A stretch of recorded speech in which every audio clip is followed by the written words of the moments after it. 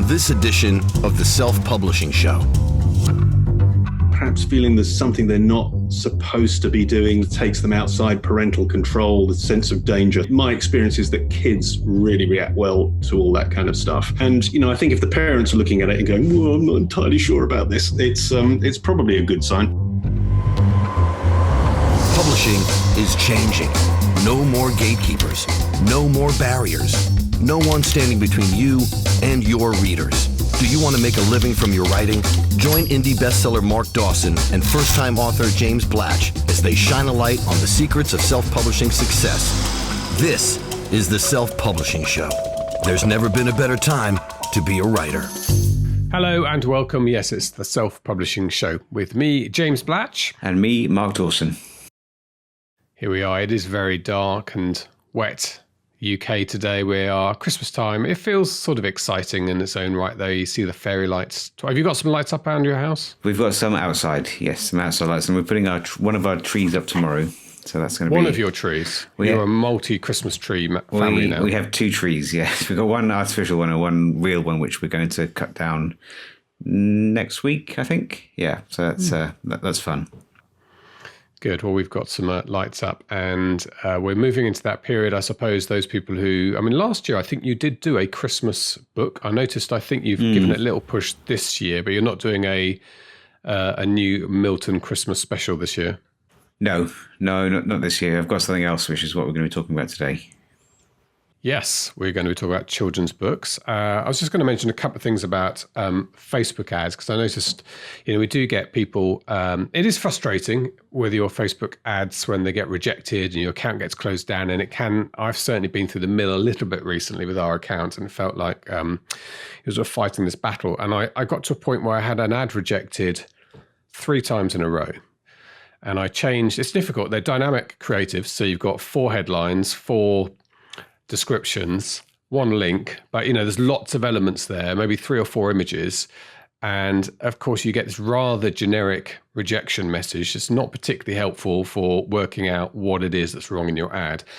And I started to think about the affiliate links. I stripped that out and I put in a straight Amazon link, but it got rejected. It gets approved, has about 3 hours of life and then gets rejected. So in the end, I just sat there and thought, let's not be emotional about this. Let's not reach for a Facebook group to post angrily in about Mark Zuckerberg. Let's be rational. And I went through it and I checked every element. And guess what? Of my 4 images, 2 of them were the wrong aspect ratio. So they weren't 12 by 628, whatever it is. They were 1100 by something else. I don't know how that happened, but that was it. And they looked fine, actually. But the algorithm, which is probably why they got passed by a human who had a quick scan at them, but the algorithm picked up the aspect ratio was wrong, even if it looked fine. It's going to be flagged. And I went through, corrected those 2, and they've run without fail since. So it's just a kind of, I'm talking to myself as much as anyone else, is to remain calm, not be emotional, be logical, go through it. There's always a reason. It's a computer with a 1 and 0 ultimately, and you just need to be a little bit of a detective and track down what it is that's happening. So quite pleased I got those up and running. Yes, that's my little Facebook thing. Yes, no, there's always something. I haven't had any, touch wood, I haven't had any serious issues with any of the ads I've been running, including the new ones that I've been doing for the kids' book. So we'll see. Although as soon as we finish this, I'll go and have a look, and I'll have the account shut down probably. But hopefully not. Hopefully not. Certainly it's been a little bit cheaper. Definitely since the US election, I've been picking up leads a bit cheaper. And I think I mentioned that to you last week, and that's continued cheaper. It was definitely expensive in the last couple of months in the run up to that election. There were billions going into spending then. I guess there's going to be quite a bit of spending going up to Christmas as well. We've just had Black Friday, but nonetheless, it doesn't seem to be impacting in the way the election was for some reason. Good. Well, we are going to be talking about children's books. We're going to be talking specifically, actually, about F.S. Dawson's children's book, which has been released this week. So I'm going to talk to you about the launch, how the release has gone, and we have an interview with your co-conspirator on this project, Allan Boroughs. But why don't you start by setting the scene, Mark, about the idea for the book and how it's gone so far? Yeah, so I guess I've always been thinking about doing something like this to work with my kids, especially with Freya, who's 9 years old and is old enough now to kind of be interested in what I do for a living. So, and also she reads a lot now as well. So it's been quite fun to, obviously read with her at night time and then talk about things that we could do together. So I had an idea for a story and some characters called the After School Detective Club, which is, kids who in a kind of an Enid Blyton, Secret Seven, Three Investigators type way, Hardy Boys go and solve crimes and investigate things once school is done, but with kind of a 21st century contemporary sheen of polish. So there's one of them has a YouTube channel, for example, and these are things that obviously I'm seeing Freya do, so I'm able to kind of draw on that from quite close to home. So I had an idea. I wanted to set it in Southwold, which is, as we've mentioned before, is a lovely town very near to where I was born and brought up. And I thought would appeal both to an English audience and also to an American audience, because it's quite quaint and twee, I suppose, in a very expensive kind of way. So I put out a post into the SPF community just asking if any kids writers were interested in collaborating on something with me, and had quite a lot of responses, some really excellent writers. So, I mean, I don't know if I thanked everyone who applied, so I'll do that now. I had some really great responses. And it was quite difficult, but I narrowed it down to Allan, who is a really excellent writer. He's been traditionally published before, so he's got a good track record. I was quite keen to work on the project, and when you speak to him, as we're recording this actually before you're going to interview him, so you will no doubt tease out why he wanted to work on this project. Financially, perhaps, in terms of reputation, all of that kind of interesting stuff. So Allan and I then started to kind of bat some ideas backwards and forwards. He then drafted the story. It went through a fairly rigorous edit involving people like Freya. So I read it to Freya, and Freya read it. She made some suggestions, and it was good actually to have the kind of the avatar, the kind of perfect audience, be able to be involved in that early stage. So she was heavily involved. I made some changes. Allan continued to make changes. It then went through his editor, his copy editor, looked at it. I then proofed it and sent it to my proofreader to get a final proof. And then the actual manuscript was done. Now, of course, with kids' books, it's more than just the story. You need it needs to look nice too. So, fortunately, I know someone who's very good at that kind of thing, Mr. Baish. So I approached Stuart and said, would you like to be involved in this? He was really keen, because it was, what people don't know about Stuart is he's also, I think he's classically trained. He's a really good artist, apart from being amazing at things like Photoshop and book covers, but he is a very, very good artist. And so Stu drew the cover, which is gorgeous. It's got really strong feedback from people in the SPF community who've seen it. Also starting to see that from readers as well. Really enjoyed the cover. And then Stu did, I think, 10 illustrations that we put into the book itself, which was fun. And then I formatted it using vellum, my weekly pay on to how amazing vellum is. It was really easy to do. Never done an illustration before, and it took about 20 minutes. Just incredible. So did that and then put it up, and we released the book on Monday. And how did it go? I did notice I'm on your mailing list, so I did notice the email that was obviously, you're writing an email to people used to reading John Milton books. So you had to pitch it in the right way to them, but it seemed to be a good pitch to your loyal fans. Yeah, it's gone. I knew that. I have a big list now, over 100,000 readers on the list. So I knew that there would be some people who'd be interested in that. But more importantly, or perhaps more relevantly, my readers tend to be older, and it's just generally readers tend to be older, just across all genres. I think that's probably fair to say. And so they will have kids, or probably more likely they'll have grandkids. And I wanted to get it out pre-Christmas, because those readers are probably looking for gifts for their children and their grandchildren. So it's available on print on demand. And again, this is skewing everything I know from what I've done so far, and that usually it's 5% print, 95% digital, perhaps even more skewed towards digital than that. But with kids' books, it's the complete opposite. So it's probably 95% print, 5% digital. So I've been pushing the print on demand copy, and yeah, it's gone well. I mean, it's I haven't totted up the numbers yet, but we've sold a good few copies. Quite excited about that. I mean, I should remember this because I've actually bought the print edition for my own godson. I'm going to give that to him for Christmas. If we lived closer, I could get a signed copy, but I'm not flogging over to Wiltshire. But I can't remember how much it was. And obviously there is a difficulty with margins, isn't there, in print versions? Yeah, a little bit. It's $6.99. And so that's where paperbacks are priced in Waterstones, for example. Now, a lot of those, this is 150 pages, so 43,000 words, I think it is, around that kind of 40,000 words.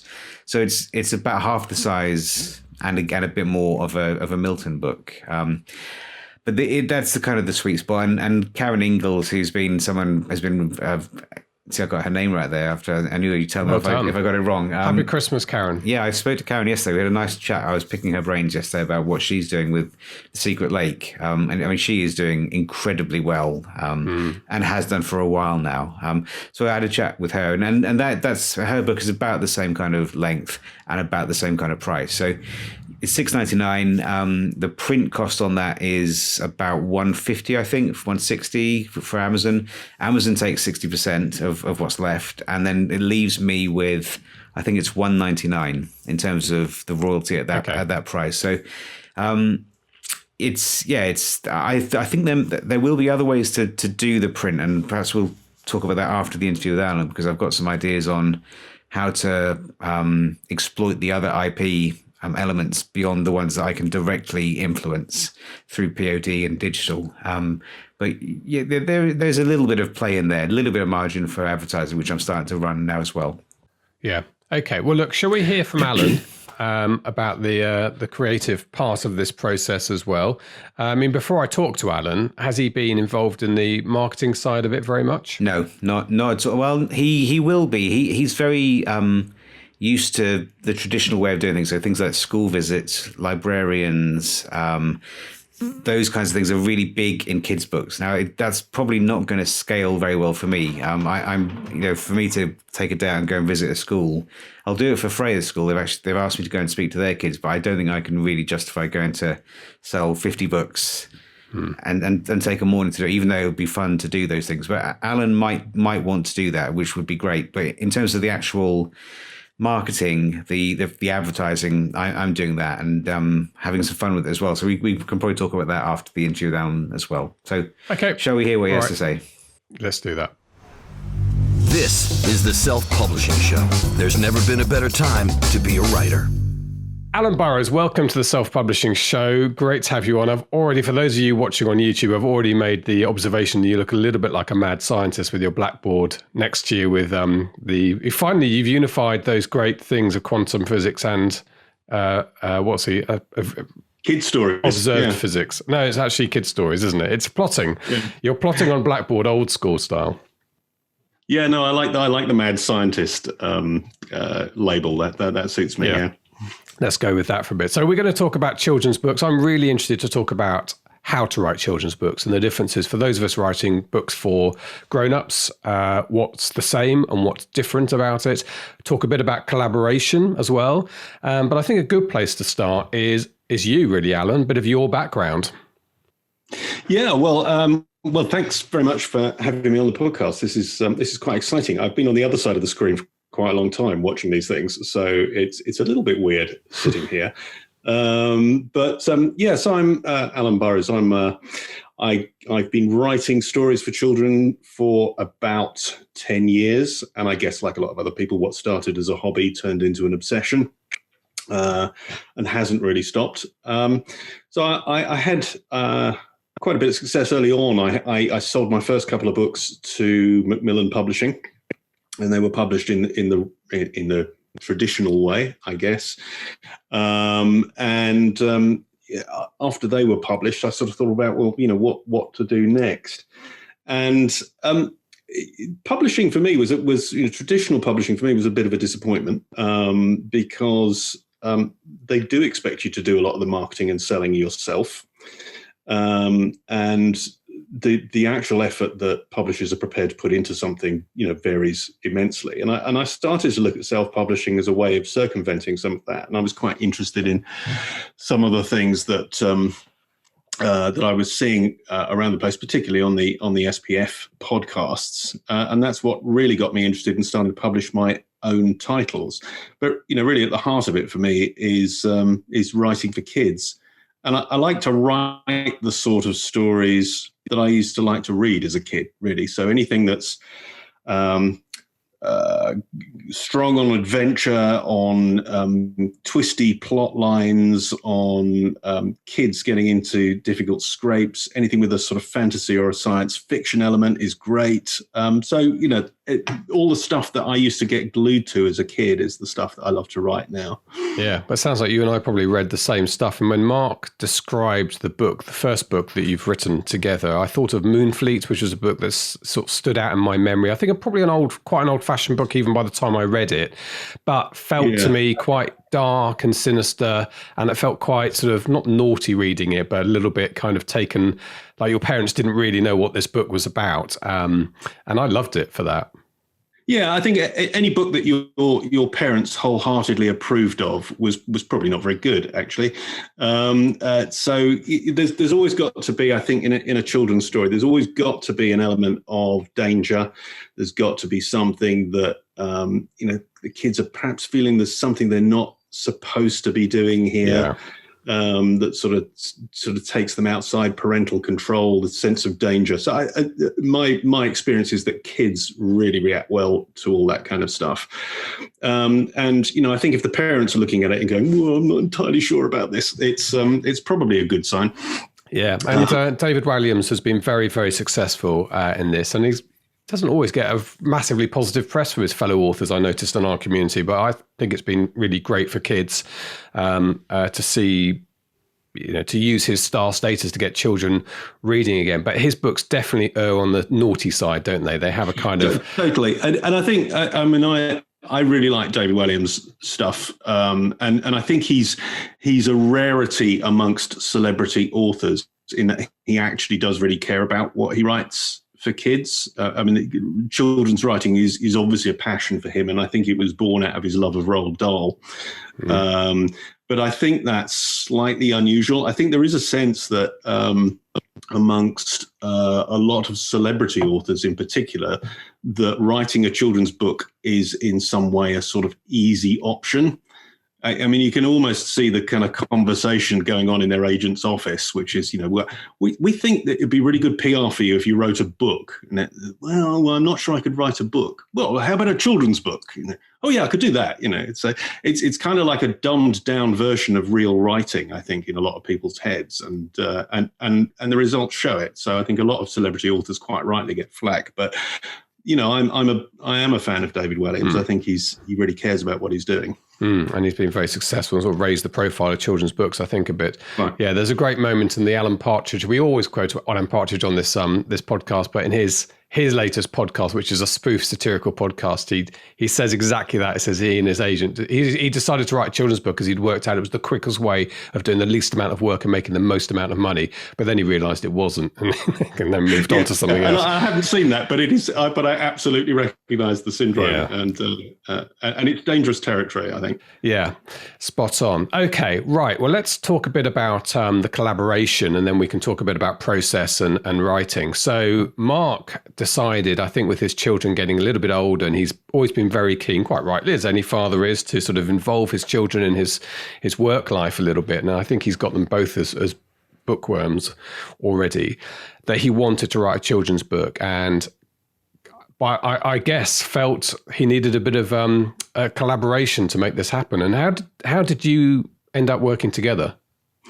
Well, it almost didn't happen like any great collaboration. I had a message from a friend of mine who said, "Have you seen Mark's post on the SPF community?"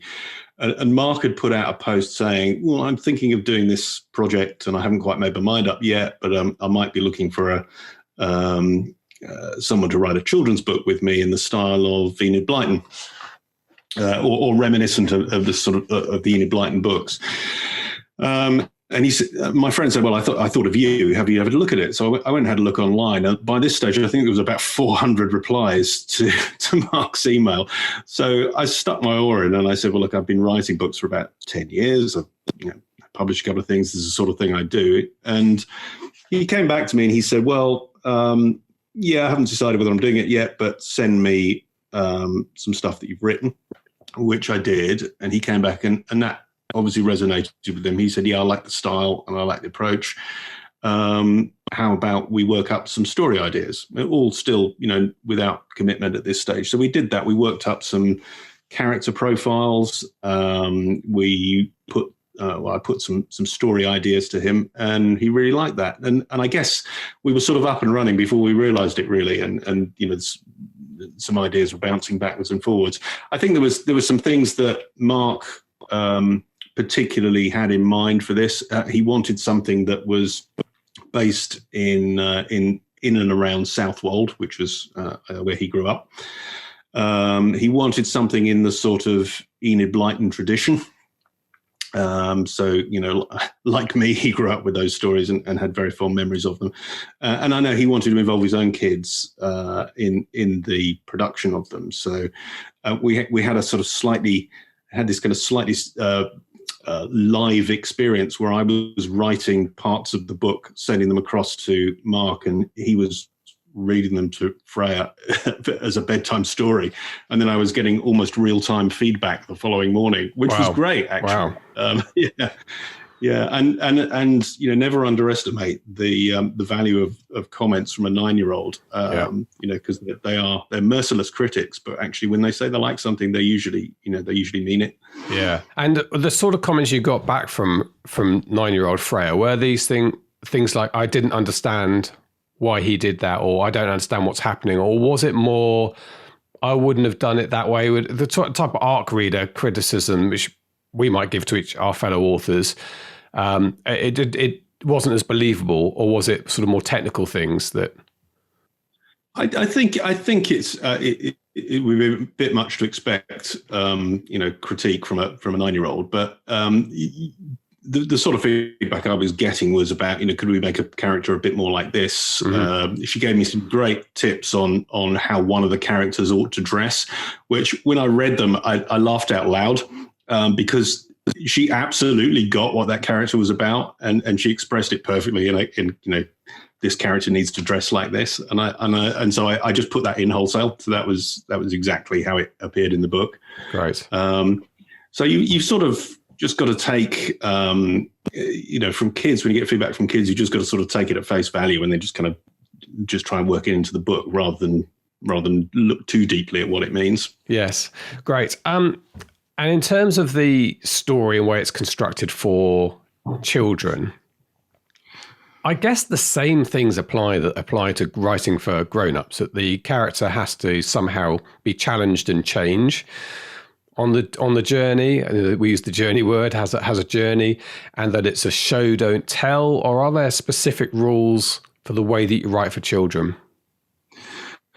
I think all of those rules still apply. I'm a great believer in the hero's journey as a structure for a story, because I think everybody recognizes it. It feels familiar.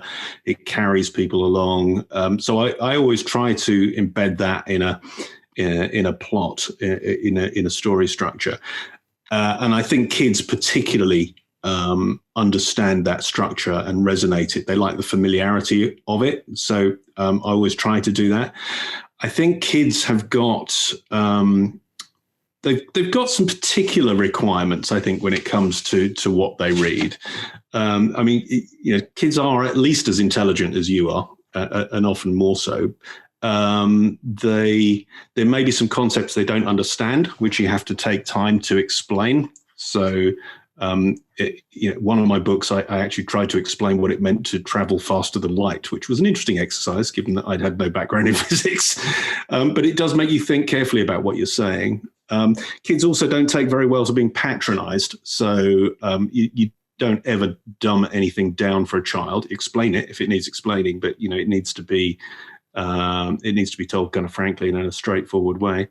And I think they like they don't like ambiguity. So they don't like ambiguous endings. They don't like stories that aren't resolved. And they will feel, I think more than adults, they will tend to feel cheated by something that doesn't tie up all the loose ends at the end of the story. So I think provided you keep those things in mind, the rules are pretty much the same as they are for writing for adults. Yeah, it's interesting hearing you say that, because actually a lot of those things, I mean, being too subtle in your novel is often a criticism I think a good development editor will give a grown-up writing a thriller like me. I get that sort of thing. So you do have to basically take the reader on this journey, and you can be so subtle that the reader's just shrugging their shoulders, not really sure what to get. At the same time, there's that thing about trusting your reader, which is the show don't tell thing, isn't it? Is you don't have to spell everything out, and the joy of reading is being slightly ahead of the writer, if you like, in knowing, I know what's going to happen here. And I guess that's even more, again, it's not different for children. It's probably even more the case. Yeah, I mean, I think the show don't tell, I think, is really good advice, and it's probably one of the first pieces of advice most writers learn when they start showing their work to other people. I think we've all got a natural tendency at the start of any story to kind of dump all the data that out on the table that you might need to know, which is why I think a lot of people like to write big prologues before they actually get into the story, because here's all the stuff you need to know before I can start telling you my story, and that takes away from the story writing. The joy of a story is actually finding that stuff out along the way. So show don't tell is a really important lesson to learn, and I think one of the other pieces of advice I read, which is sort of in the same vein, was in talking about characters. I can't remember who it was now, but somebody said, "Don't tell me what your character wants. Show me what they need." Yeah, and it's kind of really kind of demonstrating what the character is trying to chase down. I think is part of the what makes a story compelling. And in a other area for children's books, do you write your books, I mean, not just this book, but the ones you've written for children before, purely as entertainment and escapism and all the things that we read books for? Or because they're children and they're developing and they're trying to learn about the world, do you have a slightly higher purpose in your books, sort of helping children navigate the world, or is that...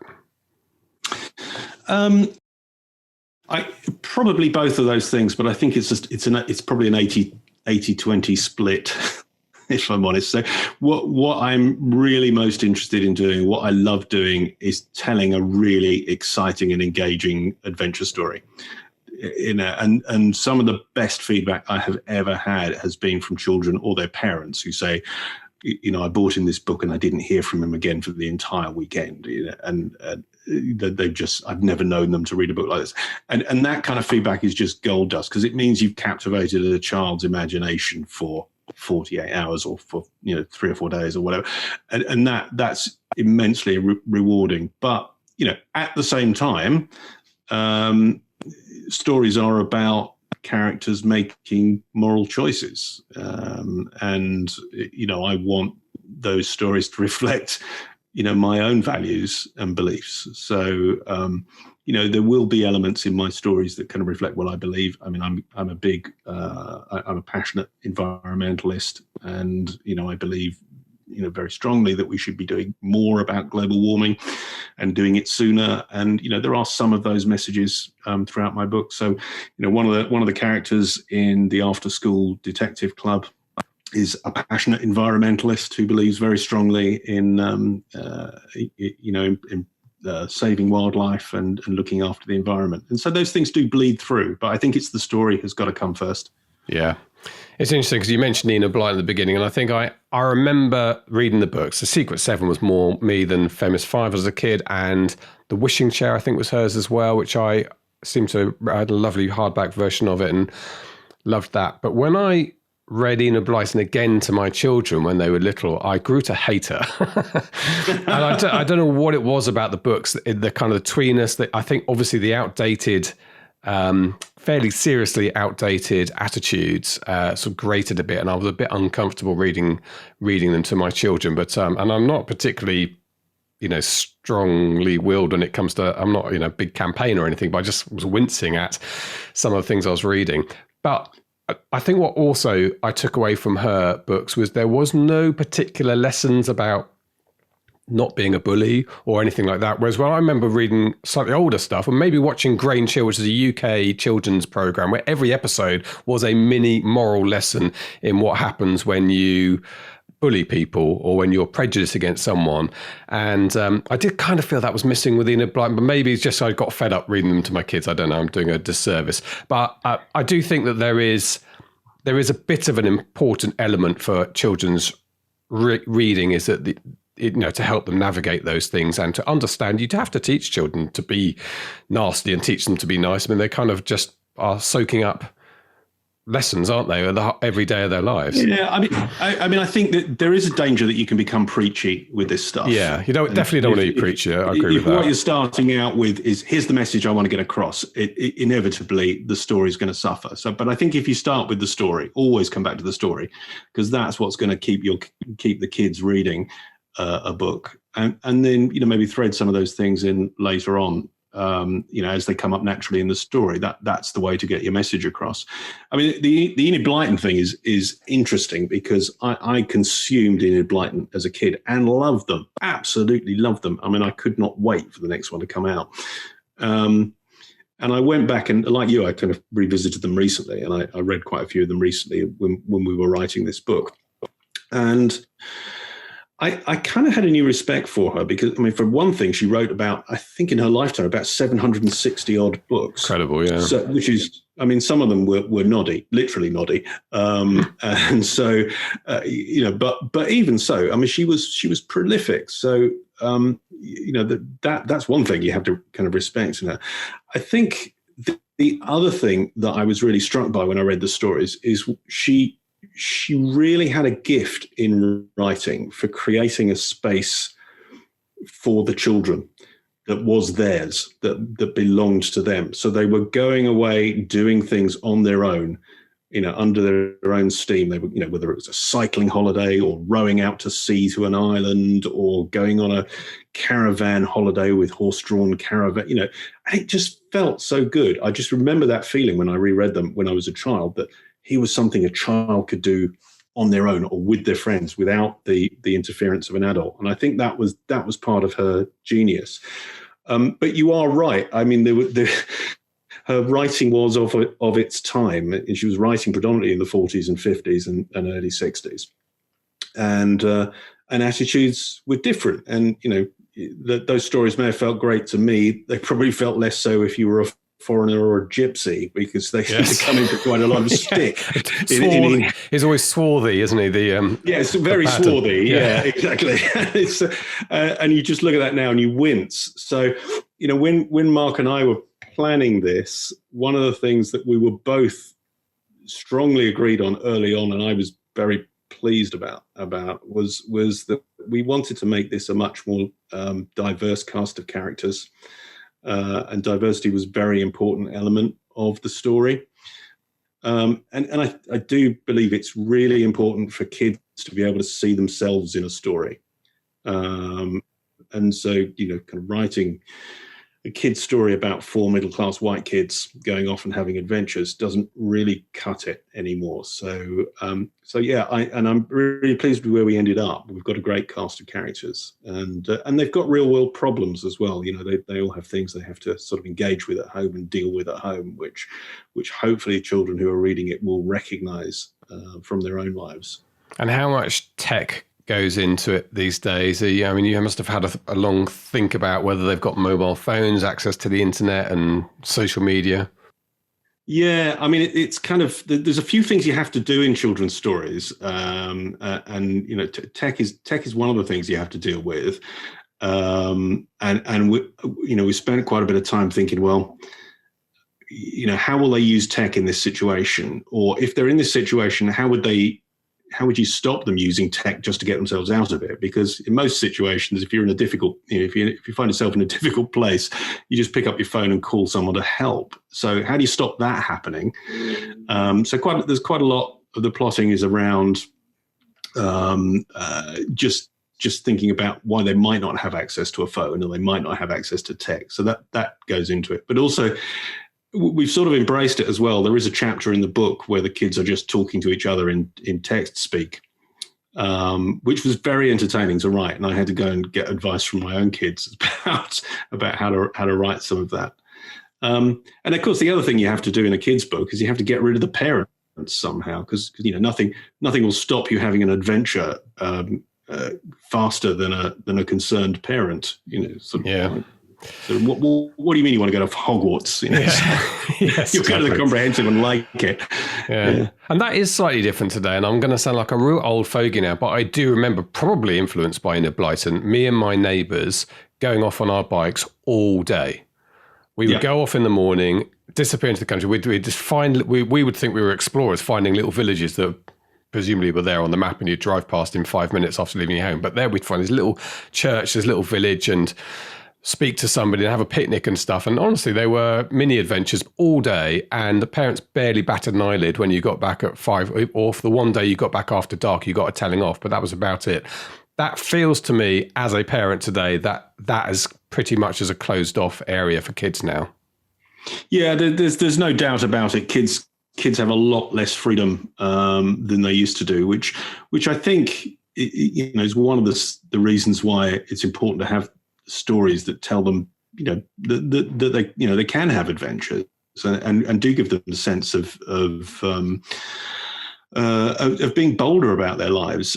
I mean, one of the things that I do in connection with my writing is I do a lot of school visits, and which is absolutely the best part of being a writer for kids, is actually having a hall full of 150 kids who completely out of control and kind of telling them jokes about toilets and stuff like that, and then handing them back to their teachers to calm them down afterwards. So and then leaving. That's enormous fun. Yeah, but one of the things I say to them, one of the messages I do try to get across to them is make space for some adventure in your life, and really recognize what adventure is, because it's not just doing the thing that you normally do. Danger is a component of adventure, and therefore, I'm not asking you to go out and take ridiculous risks, but recognize that there is danger out there, and it goes hand in hand with actually expanding your experience and pushing the envelope of what you feel comfortable with,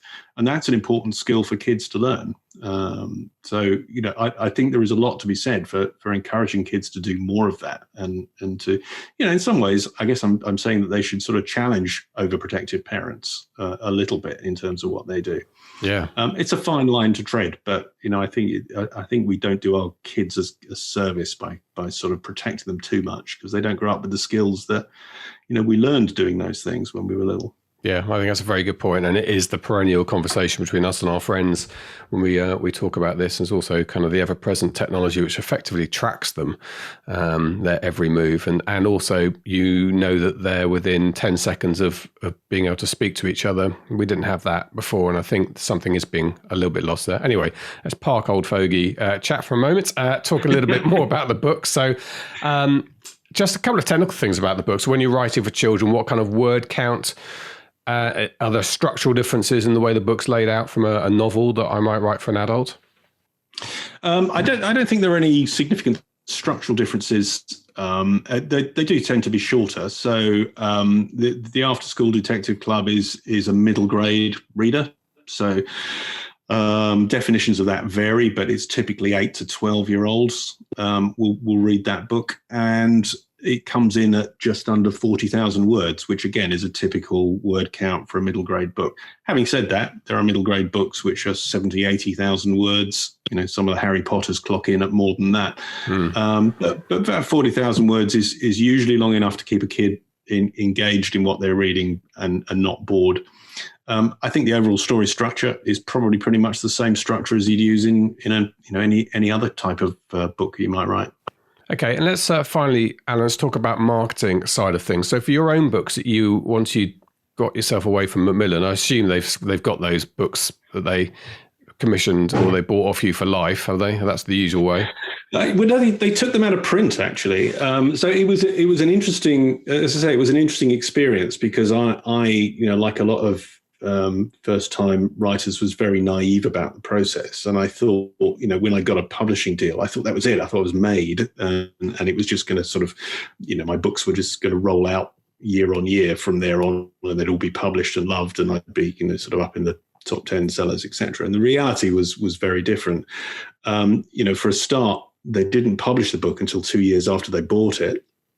And by that time, the people who had bought it and who had been very enthusiastic about it had all moved on. So it was sort of inherited by the publishers, by people within the publishers who weren't really invested in it in the same way. I think the other sort of rude awakening that I got was that publishers tend to invest in marketing and sales effort when they see that a story is likely to take off, and not before. So unless you are very much on the case about pushing that book and creating a readership and creating a following early on in the process, then you're less likely to be successful. And really, that's exactly the same philosophy as a self-published book. You are responsible for creating that following and creating and pushing that title. So it started to dawn on me that there wasn't an awful lot of difference between the deal you were getting from a traditionally published route to the one that you could engineer for yourself in a self-published book. Apart from the royalty. Apart from the royalty difference, yeah, of course. So the other thing I think that's probably important to mention with children's books is that what is different from adult books is they are still very invested in print copies. Yeah. And I think that has a lot to do with who is buying them. It's still very much a sort of parental ritual or a grandparents' ritual to take a child to a bookshop and buy them a book and put it in their hands and see them reading it. And Kindles, children by and large don't own Kindles, so they still are reading books. And I think the other part, although it's very analog, the other important part of selling children's books is that a lot of it is down to authors making visits to schools.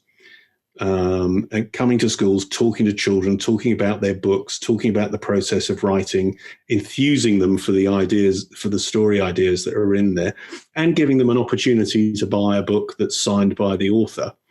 And that's something that is typically done through local independent bookshops who work very hard for that, to get the revenue that brings them. And I think without that, I've been to schools where they in a book before, and they've gone away from that being enthused and excited about having met somebody who wrote a story, and they understood a bit more about how it's done, and they've maybe gone away and read the book. So I hope that part of it never goes away, and so I think personally I feel that children's books are going to coexist with print copies and e-copies for some time to come. Yeah, it's interesting. Mark's already noticed the 95-5 split reversed for his children's books.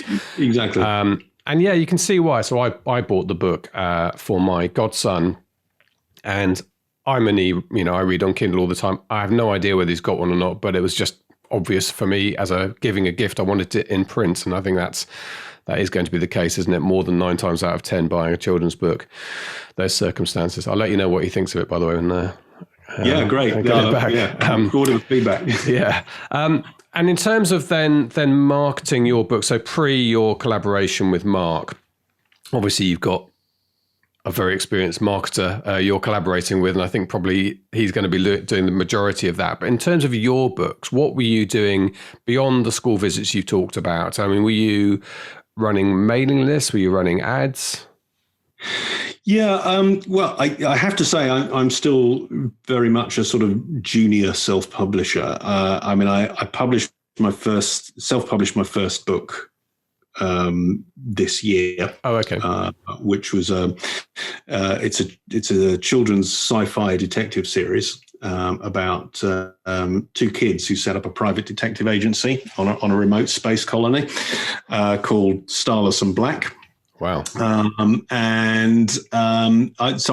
published that. I have been following the SPF formula for some time before that, which has been invaluable because I wouldn't have had a clue where to start without that. It is phenomenally complex process if you don't have someone to guide you. And I followed some of the guidelines around how do you kind of set up your marketing and mailing lists and your social media presence, etc. I think the reality for me is that mailing lists are probably going to be less important than some of the other ways of communicating with your readership. And I was interested that to watch the podcast with Karen Ingalls, who kind of alluded to this. Now, she does have a mailing list, but I think it's fair to say, having watched that podcast and read her book, it's probably got less of a priority than it would do for someone writing adult fiction. Yeah. It's not the most direct way to communicate with your audience. So I think, things like school visits and, Instagram and, to a lesser extent, Twitter, I think are also sort of very important means of sort of keeping in touch. Yeah. But like I say, I am still feeling my way into this, and it has been a very strange experience actually having the real Mark on the other end of a video conference and being able to ask him questions. Yeah, rather than just watching him on the. He doesn't do one-on-one because obviously he'd be overwhelmed. But you've got a backdoor into some consultancy. Yeah. Do you run any paid ads? Not so far. Well, actually, I say that I've run some on Facebook. Which have been very good, I think, at getting to the people that I want to target, but haven't necessarily fed through in terms of sales. So something's not quite right. Something's not quite working for me on that. I do want to look at Amazon ads when that course is open. That's first on my buying list, and I've been watching with interest what Mark has been doing on ads with the After School Detective Club. So, I think that's very much the next thing that I want to start investing in. Great. Well, your space series sounds awesome, by the way. That's exactly the sort of thing I would have loved as a kid. There you go. So if you've got space mad 8, 9, 10-year-olds, then Starless and Black. It's a labor of love. It's kind of everything I loved about Star Trek and Judge Dredd and Star Wars and everything else. Kind of all of that sort of poured into that book really when I was writing it. Some of the easiest writing I ever did. Yeah, right up my street as well. Chuck a bit of Douglas Adams in there as well, I think, probably to bring that together. Well, have you enjoyed your experience working with Mark? And has it been, I guess, the first time probably you've collaborated to that level on a book? Well, have I enjoyed it? Yeah, absolutely. I've enjoyed it.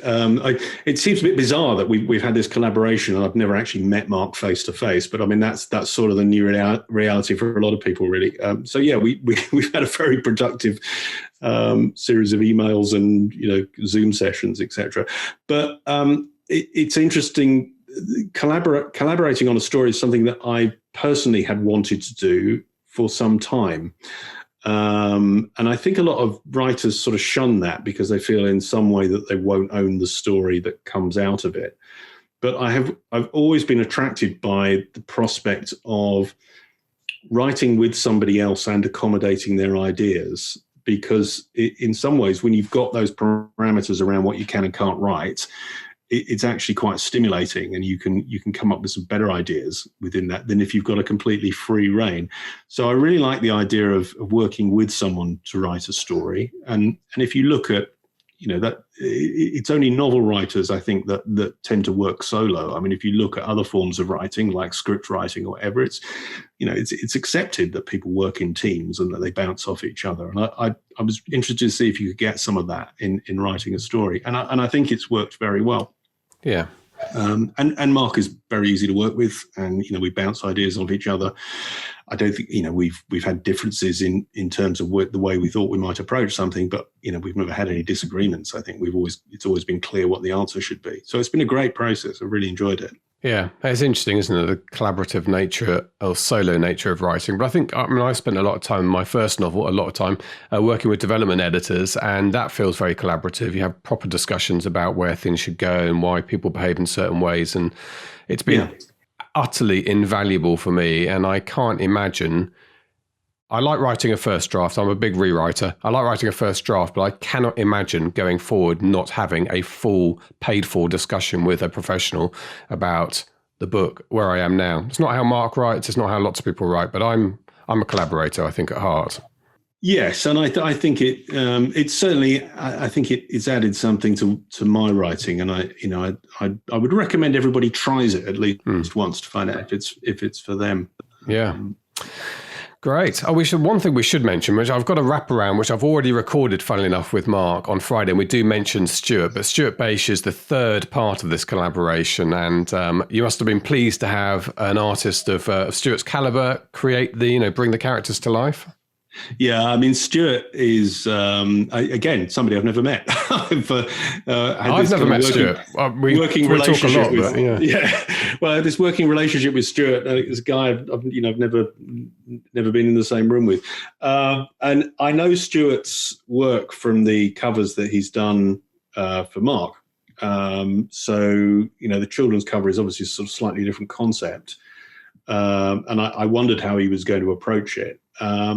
And it was very interesting to see him work. I mean, he came back very early on with, some research on the market. He said, look, here's how I've seen the market. Here's the way that covers, the different covers get developed. Here's the main segments that I see. Which do you think is right? So it was a very methodical approach. And then when we'd agreed on an approach, he kind of went away and came back very quickly with some really brilliantly shaped ideas, and I've just been so impressed with what he's produced. And personally, I think it's always been my experience that illustrators and cover designers don't get enough of a shout. And it's this sort of, again, it's part of this collaborative concept. You may be a writer, but it takes more than just a writer to make a book. There's all the people who will sort of advise you and contribute and edit and package it and put the artwork around it and bring those are the people who bring it all to life. So you can't do this stuff on your own. And I think Stuart's just done an amazing job of just making this book pop. Really. How important are illustrations for? Do all your books have illustrations as well? Not necessarily inside. I think it depends what age group you're writing for. I think middle grade fiction usually stretches from 8 to 12, sometimes a bit more than that. And sometime in that age bracket, kids are less inclined to worry about illustrations. I think an 8-year-old probably expects to see big blocks of text broken up by some something that brings the story to life a bit more for them. And I used to love that in the famous 5 books. Yeah. Those kind of very straight-laced 1950s illustrations that he used to get. And I think as kids get a little bit older, they're less concerned with that. They're more interested in the words. So some of my books do, some don't. It's and I think often with self-publishing, it's a matter of what budget have you got to do that as well. Yeah. But I think a great cover is absolutely indispensable, particularly for kids' books. I was very lucky with Starless and Black. I found an illustrator and cover designer, a guy called Shane Edmonston, who kind of shared my love of classic sci-fi comics, and I kind of explained what I wanted to him, and he put this together for me, which I absolutely love.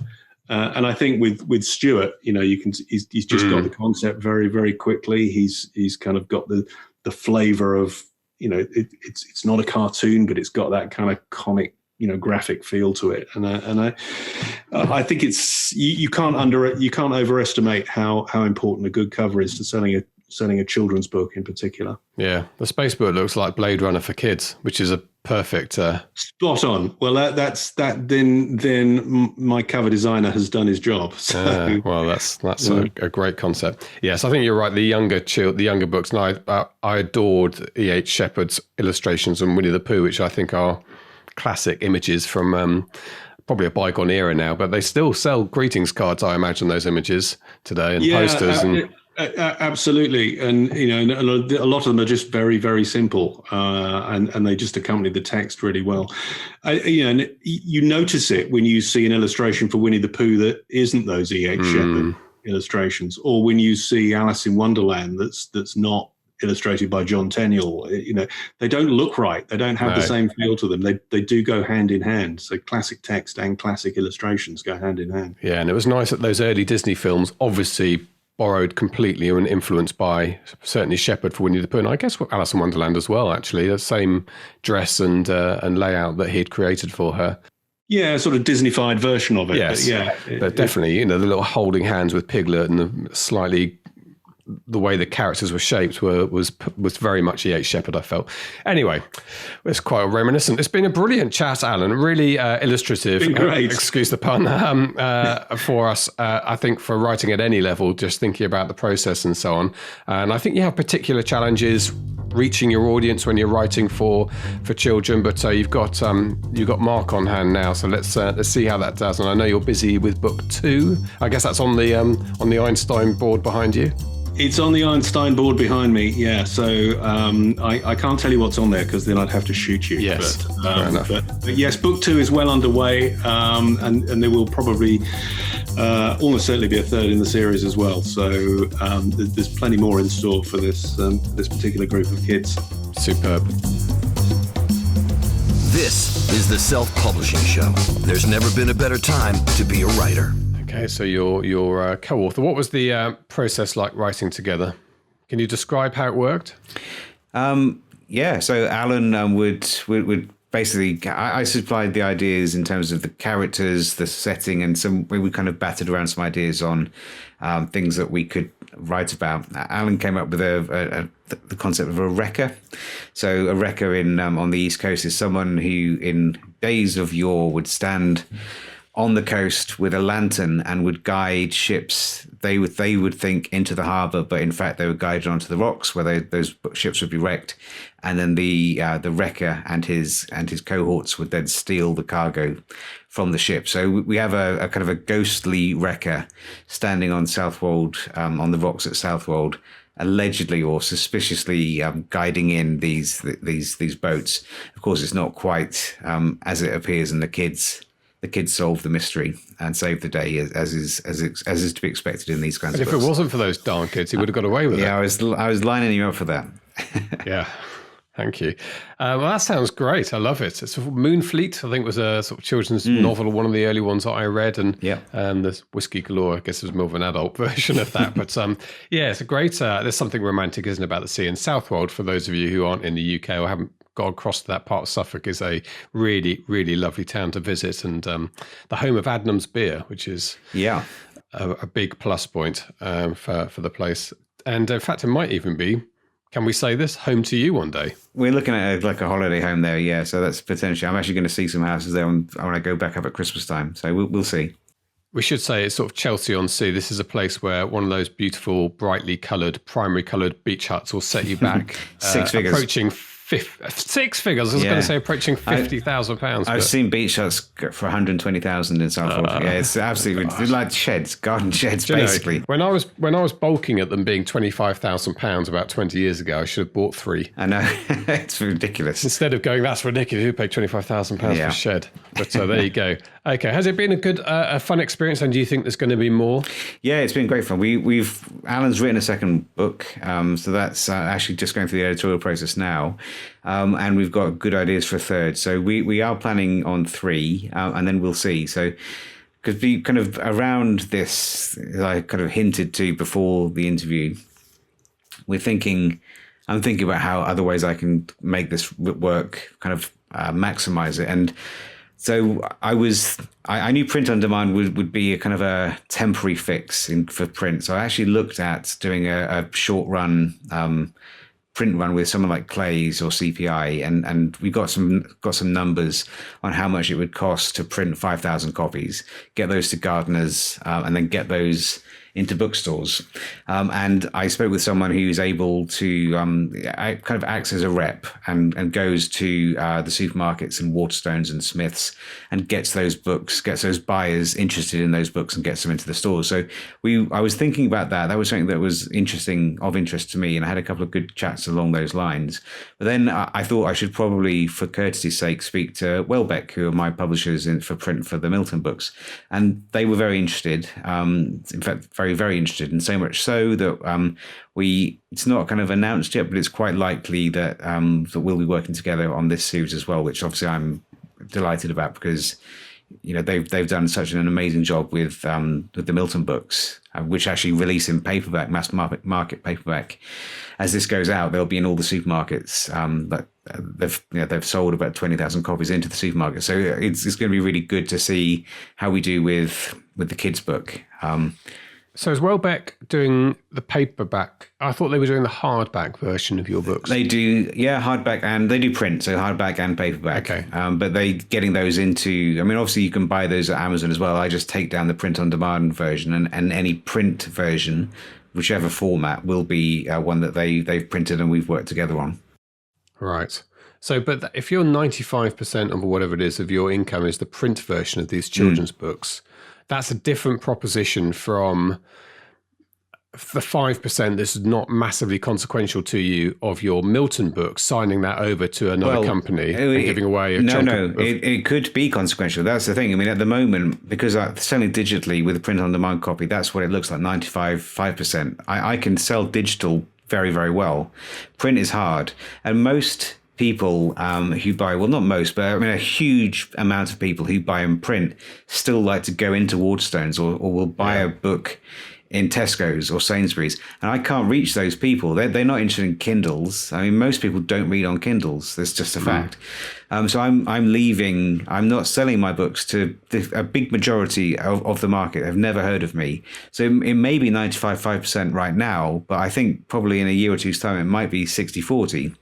So you know that's and that is amplified with the kids things, because I'm not going to sell many copies of the kids book on Kindle. I'll sell some to, and I have had some fans of the Milton series have just, because it's in Kindle Unlimited, they can effectively read it for free. And they've said, look, I love this. It was fun. I really enjoyed it. It reminded me of Secret Seven books or the Hardy Boys. And, you know, but it didn't cost me anything. So it was great. Now, we were obviously making money on that through the page reads. But I have to focus on print, and I'm not going to sell a ton in print. I could sell a few in print through the print on demand through Amazon, but I'll sell more, I think, if I can get it into the places where kids go with their parents and say, I'd like that book, please. Yes.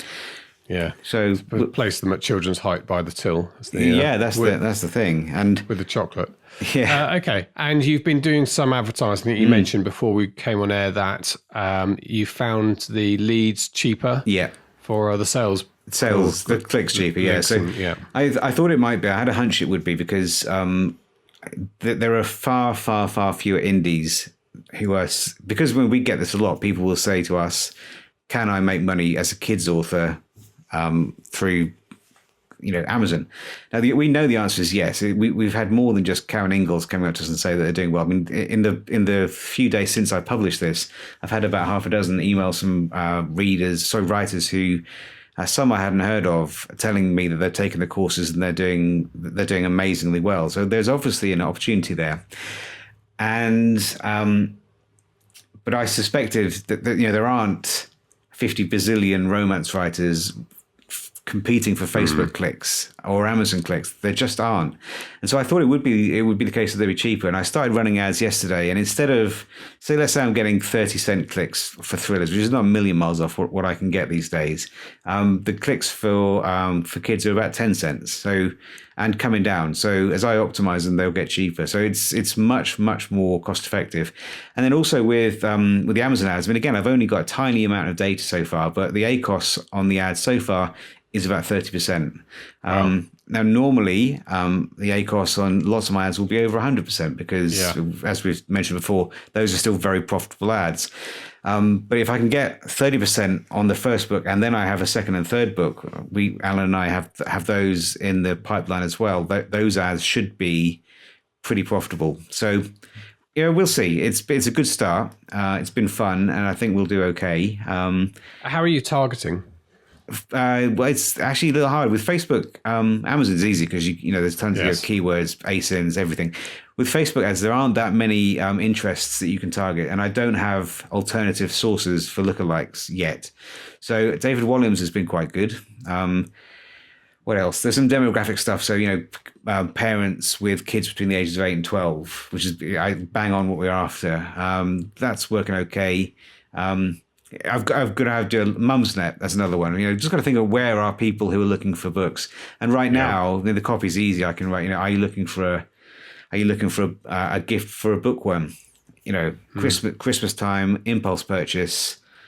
People looking to buy books because it's a fairly wholesome present, better than a bar of chocolate. There's tons of reasons why I think right now is a really good time to launch it, which is why we were focusing quite hard to get it out there before Christmas. And ultimately, the old nut of in terms of trying to crack it of selling books is write the next one, as Michael or Craig, one of them famously said, the best way to sell your current book is to write your next one. Yeah, exactly. Yeah, so that's well, I think in this case, actually, the best way for us actually to advertise the SHIT out of the first one, because there isn't anything else. And at the moment, if I just release another one, until I have an audience, there's no one to buy it. So we have to build the audience, which is what we're doing at the moment. Yeah. Great. New venture. Very interesting. Right time as well. Just running up to Christmas. And I know you've had a busy week with all of this. Last couple of weeks have been a bit manic for you. So is it going to slow down between now and Christmas? We're only launching another company, so... No, not yet. It'll be busy until Christmas. And then I'll take a week off. We will perhaps, maybe at the beginning of January, or probably beginning of January, we might dedicate an episode to Hello Books and just explain what's been going on in the background. It's occupying a few hours of every day of all of us at the minute, but hopefully it's going to be a great service to people. And on that teasing note, I think that's probably it for today. I don't know if you've got anything else to add, children's author, with your Father Christmas beard. I'm running out of time, so on the old camera, so we better wrap it up. Let's wrap it up. Okay, all that remains for me to say is that it's a goodbye from him. And a goodbye from me. Goodbye. Goodbye. Get show notes, the podcast archive, and free resources to boost your writing career at selfpublishingshow.com. Join our thriving Facebook group at selfpublishingshow.com/Facebook. Support the show at patreon.com/selfpublishingshow. And join us next week for more help and inspiration so that you can make your mark as a successful indie author. Publishing is changing, so get your words into the world and join the revolution with The Self-Publishing Show.